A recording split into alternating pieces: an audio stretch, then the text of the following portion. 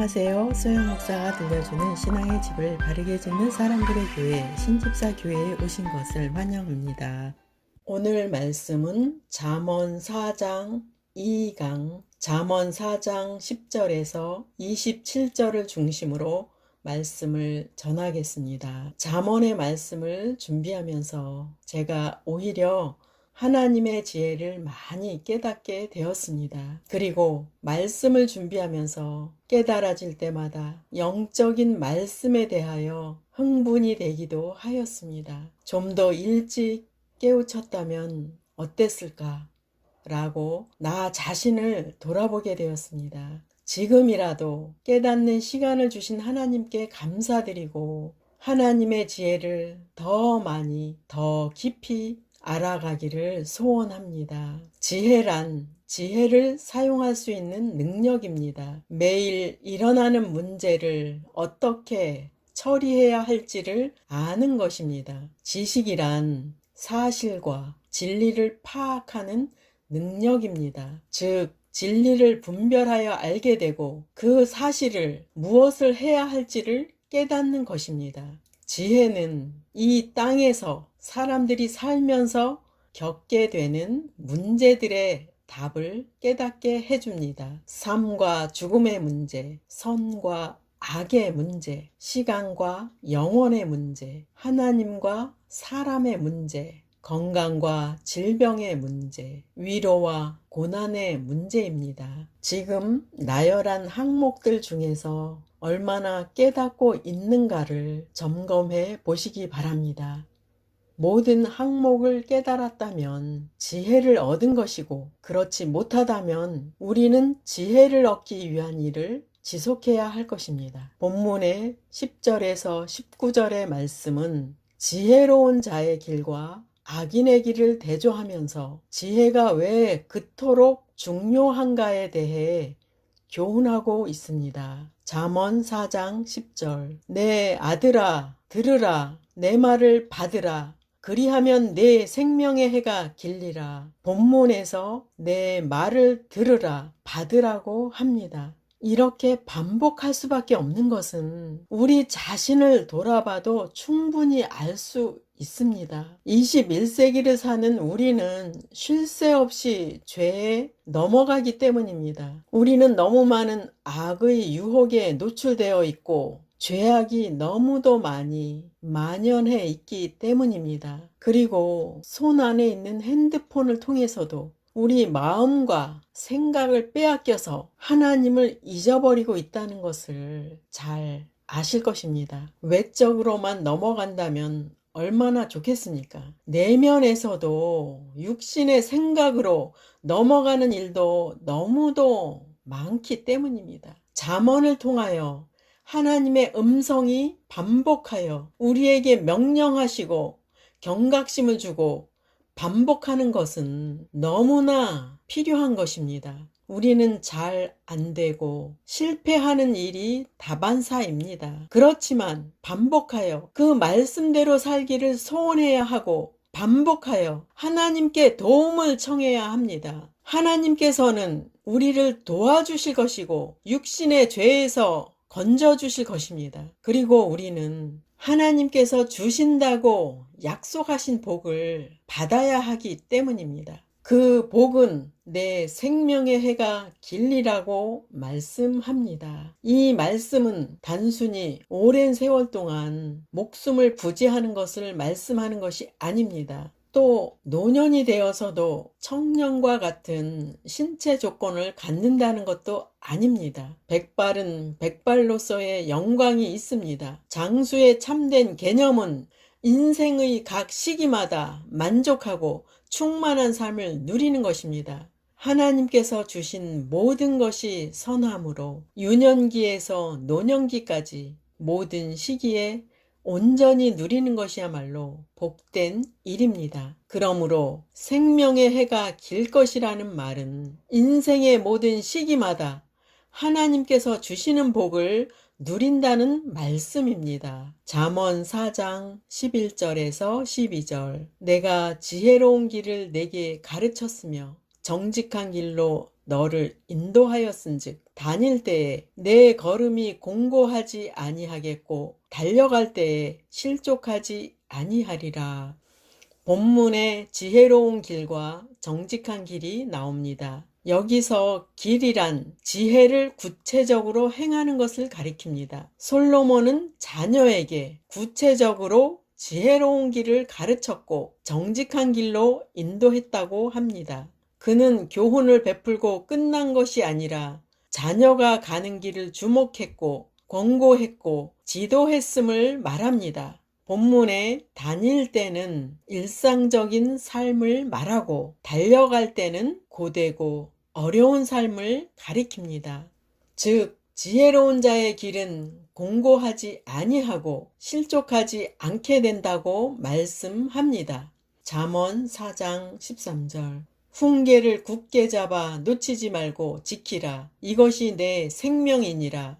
말씀의 훈계를 굳게 잡으려는 열망과 놓치지 않으려는 기도가 결국은 생명이 됩니다. 지혜의 길로 행하겠다는 단호한 의지와 결단이 생명길이 되는 것입니다. 굳게 잡아와 놓치지 말고는 하나님의 지혜에서 떠나지 말라는 강력한 권고입니다. 솔로몬은 생명의 길과 대조되는 악의 길에 대해서도 말씀합니다. 잠언 4장 14절에서 15절. 사악한 자의 길에 들어가지 말며 악인의 길로 다니지 말지어다. 그의 길을 피하고 지나가지 말며 돌이켜 떠나갈지어다. 일단 악한 자의 길에 들어서면 거기서 벗어나기가 너무나 어렵습니다. 그러므로 처음부터 악한 길에 들어서지 않도록 주의해야 합니다. 악한 자나 악인이란 어쩌다 실수로 죄를 짓는 것이 아니라 그들은 습관적으로 악을 행하는 자들입니다. 이러한 자들에게는 들어가지 말며 그들의 길로도 다니지 말라고 말씀합니다. 그들과는 아예 교제도 하지 말고 그들이 하는 일에 관심도 갖지 말라는 말씀입니다. 악한 자와 그들의 유혹은 타락한 본성을 자극하는 힘이 있습니다. 그리고 그 길을 한 발을 들여놓으면 빠져나오기 힘들기에 처음부터 조심하라는 말씀입니다.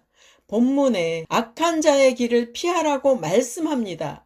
악한 자의 길인지 몰랐는데 자신도 모르게 악한 일에 관련되는 경우도 있을 것입니다. 이럴 때는 뒤도 돌아보지 말고 즉시 돌이켜 떠나야 합니다. 악한 일에 빠져드는 것은 마치 악한 자가 쳐놓은 그물에 걸리는 것과 같습니다. 따라서 이때는 더 확고한 결단과 의지가 발휘되어야 합니다. 어떤 어려움이 있더라도 단호하게 그 상황을 물리치고 나와야 합니다. 악은 본질을 드러내지 않고 다른 모양으로 다가옵니다. 그래서 깨어있지 않으면 자신도 모르게 그 악에 빠져듭니다. 결국 그 일에 관련되어서 시간이 지나고 나서야 그 실체를 깨닫게 되는 것입니다. 그러나 우리에게는 죄에서 건져주시는 예수님이 계십니다. 꽉 막힌 현실과 깊은 어두움 가운데 있을지라도 예수님을 부르십시오. 주님께서 나타나서 건져 주실 것입니다. 솔로몬은 악인의 행위에 대해 묘사합니다. 잠언 4장 16절에서 17절. 그들은 악을 행하지 못하면 자지 못하며 사람을 넘어뜨리지 못하면 잠이 오지 아니하며 불의의 떡을 먹으며 강포의 술을 마심이니라. 악을 자연스럽게 행하는 자, 악이 삶으로 자리 잡은 사람이 바로 악인입니다. 그들은 다른 사람을 넘어뜨리는 것을 기뻐하며 이웃을 불행하게 만듭니다. 그리고 노력 없이 이득을 취하고 불법으로 문제를 해결하는 자들입니다. 결국 자기 만족을 위해 다른 사람을 불행에 빠뜨리는 자들입니다. 인간은 서로 영향을 주고받는 상호 의존적 존재입니다. 사람은 관계 속에서 무의식적으로 영향을 주고받게 됩니다. 그러므로 자녀들에게 악한 길로 행하지 말라는 교훈과 악한 자들을 가까이 하지 말 것을 자주 교훈해야 합니다. 사소한 악이라도 가볍게 여기지 않도록 가르쳐야 합니다. 그래서 예수님은 말씀하셨습니다. 마태복음 10장 16절. 보라, 내가 너희를 보냄이 양을 이리 가운데로 보냄과 같도다. 그러므로 너희는 뱀같이 지혜롭고 비둘기같이 순결하라. 우리가 지속적으로 배우고 있는 지혜를 사용하여 행할 바를 알아야 하고 현실에서 무엇을 해야 할지를 아는 자가 되어야 합니다. 악에게 넘어가지 않으려면 어떻게 해야 할까요? 지혜의 교훈이 마음에 항상 있어야 합니다. 하나님의 명령이 삶의 목표가 되어야 합니다. 말씀과 기도로 무장하여 성령 충만할 때 악에 넘어가지 않습니다. 계속해서 의인의 길과 악인의 길의 차이가 묘사됩니다. 잠언 4장 18절에서 19절. 의인의 길은 돋는 햇살 같아서 크게 빛나 한낮의 광명에 이르거니와 악인의 길은 어둠 같아서 그가 걸려 넘어져도 그것이 무엇인지 깨닫지 못하느니라. 의인의 길이 빛과 같다면 악인의 길은 빛이 없는 어둠의 상태와 같습니다. 먼저 의인의 길은 어두움을 깨고 솟아오르는 해와 같이 막을 수 없는 찬란한 빛입니다. 솟아오르는 태양이 온 천지가 밝아지게 하듯 의인의 길은 주변을 밝혀주고 새로운 생명력을 갖게 합니다. 세상은 죄악이 가득해도 의인의 길에는 밝은 빛이 끊임없이 그의 길을 인도해 줍니다. 의인의 길에는 믿음, 덕, 지식, 인내, 경건, 형제 우애, 사랑의 열매로 가득합니다. 본문에 악인의 길은 어둠 같아서에서 악인은 하나님의 교훈을 무시하고 자신의 뜻대로 행하는 자입니다. 자신의 뜻으로 행한다는 것에 주의하십시오. 이런 실수를 우리는 너무 자주 범하기 때문입니다. 그리고 자신의 뜻을 전적으로 신뢰하는 것은 우상 숭배와 같은 죄를 짓는 것입니다. 그것은 예수님의 자리에 자신이 앉아서 왕권을 행사하기 때문입니다. 에스겔서 8장 15절에서 16절. 그가 또 내게 이르시되 인자야 내가 그것을 보았느냐 너는 또 이보다 더 큰 가증한 일을 보리라 하시더라. 그가 또 나를 데리고 여호와의 성전 안뜰에 들어가시니라. 보라 여호와의 성전 문 곧 현관과 제단 사이에서 약 25명이 여호와의 성전을 등지고 낫을 동쪽으로 향하여 동쪽 태양에게 예배하더라. 성전 안뜰에서 행해지는 우상 숭배를 하나님께서 에스겔에게 보여주셨습니다. 과거에 이 말씀을 읽을 때 왜 그런 우상 숭배를 할까 생각하면서 이해가 안 되었었는데 지금은 이해가 됩니다. 이 말씀은 그들의 말씀도 되지만 내 말씀이라는 것을 알게 되었습니다. 우리 내면에서 하나님보다 더 좋아하는 것이 우상이라는 것을 깨닫게 되었습니다. 겉모습은 성전에서 예배하고 있지만 내면에서는 하나님보다 더 좋아하는 다른 것을 소유하고 예배를 드릴 수 있습니다.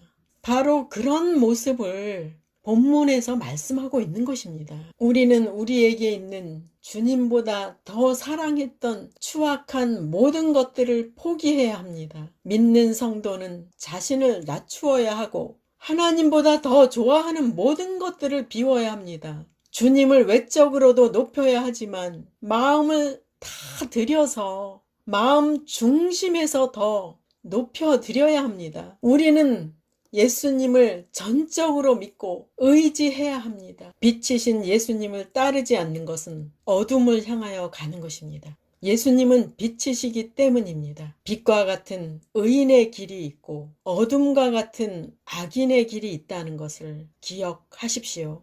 20절에서 27절까지의 내용은 지혜의 교훈을 지켜 생명을 보존하라고 말씀합니다. 첫 번째, 무엇보다 마음을 지켜야 합니다. 잠언 4장 20절에서 23절. 내 아들아, 내 말에 주의하며 내가 말하는 것에 내 귀를 기울이라. 그것을 내 눈에서 떠나게 하지 말며 내 마음속을 지키라. 그것은 얻는 자에게 생명이 되며 그의 온 육체에 건강이 됨이니라. 모든 지킬 만한 것 중에 더욱 내 마음을 지키라. 생명의 근원이 이에서 남이니라. 내 마음을 지키라는 말에서 마음이라는 단어는 잠언 4장의 핵심 용어라고 할 수 있습니다. 마음은 단지 생각이나 감정같이 한 부분만 아니라 마음은 한 인간의 전 인격을 좌우하는 중심을 가리킵니다. 마음은 인간의 영혼이 밖으로 표출되는 통로이자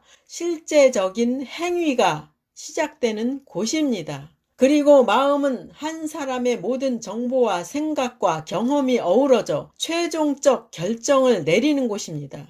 또한 마음은 선과 악이 서로 주도권을 차지하려고 다투는 싸움터가 됩니다. 이런 과정에서 하나님을 마음을 다하여 뜻을 다하여 모시는 것이 바로 마음을 지키는 것입니다. 말씀이신 예수님을 마음에서 왕으로 대접해드리고 순종하는 것이 바로 마음을 지키는 것입니다. 말씀의 명령이 마음에 있어서 그 말씀이 생활의 규범이 되어야 합니다. 이처럼 마음이 어떠하냐에 따라 그 사람의 삶의 내용이 결정이 되는 것입니다. 솔로몬은 무엇보다 마음을 지키라고 하면서 생명의 근원이 이에서 난다고 힘있게 말씀합니다. 사람의 선한 특성이나 악한 특성이나 모두 마음으로부터 나옵니다. 마음은 모든 결과의 근원입니다. 마음이 하나님의 생명과 연합되는 삶을 살 때 그분의 거룩한 열매는 저절로 맺어집니다. 반대로 하나님의 지혜에서 떠난 삶을 살 때는 죄가 다가와서 그의 종이 되게 할 것입니다. 하나님의 생명과 연합된 삶은 기쁨과 평강이 넘치고 온 육체가 강건하게 됩니다. 말씀을 지식으로만 이해한다면 삶에서 실제로 유익을 얻지 못합니다. 성령님의 역사하심이 있을 때 말씀이 능력이 되어서 생명이 되는 것입니다. 그래서 하나님의 도우심을 구하는 기도가 지속되어야 합니다. 자녀들은 들으십시오. 부모가 아무리 엄하게 훈계를 한다고 해도 지혜를 가지고 마음을 지키는 것은 본인의 의지에 속한 것입니다. 어느 누구도 마음의 결정을 대신해 줄 수는 없기 때문입니다. 그것은 본인의 몫입니다. 그러므로 모든 훈계의 초점은 말씀의 주체이신 하나님이시라는 것을 잊지 마십시오. 하나님의 지혜를 소원하는 사람은 스스로 하나님 앞에 있다는 의식을 가지고 살아야 합니다. 그리고 이 말씀을 기억하십시오. 모든 지킬 만한 것 중에 더욱 내 마음을 지키라. 생명의 근원이 이에서 남이니라. 두 번째, 치우치지 말고 바르게 행해야 합니다. 잠언 4장 24절에서 27절. 구부러진 말을 내 입에서 버리며 삐뚤어진 말을 내 입술에서 멀리하라. 내 눈은 바로 보며 내 눈꺼풀은 내 앞을 곧게 살펴 내 발이 행할 길을 평탄하게 하며 내 모든 길을 든든히 하라. 좌로나 우로나 치우치지 말고 내 발을 악에서 떠나게 하라. 본문에서는 구부러진 말, 삐뚤어진 말이라고 표현하였습니다. 이 말은 즉 거짓말, 비방, 음란하고 공격적인 말, 미련하고 어리석은 말, 사랑이 결여된 비판과 자랑의 말들은 모두 악한 것으로서 또 다른 악을 만들어냅니다. 내면을 드러내는 수단인 말을 조심하라고 말씀합니다. 그러므로 바르게 행하기 위해서는 무엇보다 입을 다스려 삼갈 수 있어야 합니다. 본문에 내 눈은 바로 보며 내 눈꺼풀은 내 앞을 곧게 살펴가 나옵니다. 눈은 바른 길을 걷기 위한 선발대로서 모든 정황을 바르게 판단해야 합니다. 눈은 온갖 외부의 정보가 들어오는 통로이자 목표를 향해 나아가는데 지침이 됩니다. 눈과 귀는 온갖 정보가 마음속으로 들어오는 통로입니다. 이 통로에 말씀이 들어오게 해야 하고 하나님과 교통하는 통로로 만들어야 합니다. 또한 죄를 짓도록 충동질하는 모든 더러운 정보에 대해서는 귀와 눈을 잘 다스려서 차단시켜야 합니다. 만약 잘못 보게 되면 그릇된 방향으로 갈 수밖에 없습니다. 그러므로 앞을 곧게 살피는 것이 중요합니다. 주님께 마음의 눈을 고정시키고 그분의 말씀에 순종할 때 여러분은 바른 길을 갈 수 있습니다. 본문에 내 발이 행할 길을 평탄하게 하며 내 모든 길을 든든히 하라. 지혜가 실제적인 행위로 옮겨지는 통로가 발입니다. 지혜를 가지고 그대로 실천하지 않으면 아무런 소용이 없습니다. 눈으로 바른 길을 확인했다면 발걸음을 올바로 내디뎌야 합니다. 여기서 하나님의 법도에 맞는지 순간순간 확인하는 것이 요구됩니다. 다시 말해 하나님의 말씀으로 자신의 걸음을 확인하는 것입니다. 이같이 해야 하는 까닭은 우편으로나 좌편으로나 치우칠 수 있기 때문입니다. 실제로 의인의 길로 행하는 데는 많은 시련과 유혹이 따릅니다. 그리할지라도 성도는 영적인 군사로 부르심을 받았습니다.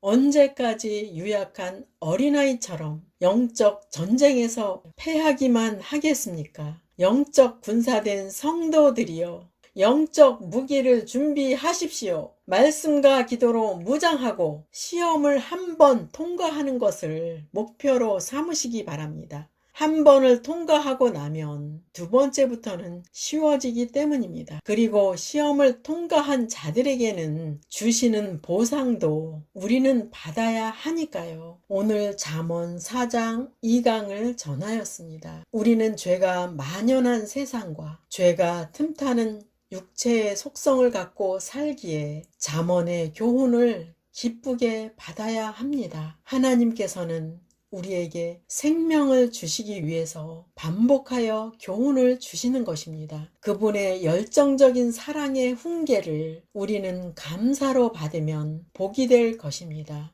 하나님은 환난을 통해 우리가 하나님을 사랑하는지를 테스트 하십니다. 하나님께서는 환난을 통하여 하나님을 의지하게 만들고 또한 하나님의 위로를 풍성하게 베풀어 주십니다. 시련이 온다고 해도 의심 없이 하나님을 믿고 사랑하는 신앙인이 되시기 바랍니다. 주님 오실 때까지 오늘 전한 말씀을 지속하는 모두가 되시기를 축복합니다. 마지막 시대를 살아가는 하나님의 백성 여러분, 교회는 다니지만 예수님을 그리스도로 믿지 않는 여러분, 하나님에 대해서 예수님에 대해서 잘 모르시는 여러분, 가나안 성도 여러분, 우리 함께 성경에 근거해서 성령의 능력으로 신앙의 집을 말씀대로 바르게 건축하도록 합시다. 누구나 유튜브에서 신집사 교회를 구독하심으로 신집사 교회 사역에 동참할 수 있습니다. 신집사 교회를 통해 영상으로 선교하는데 동참하기를 원하시는 분들과 함께 연합하기를 원합니다. 아브라함 목사에게 언제든지 연락 주십시오. 우리 주 예수 그리스도의 이름으로 축복하고 또 축복합니다.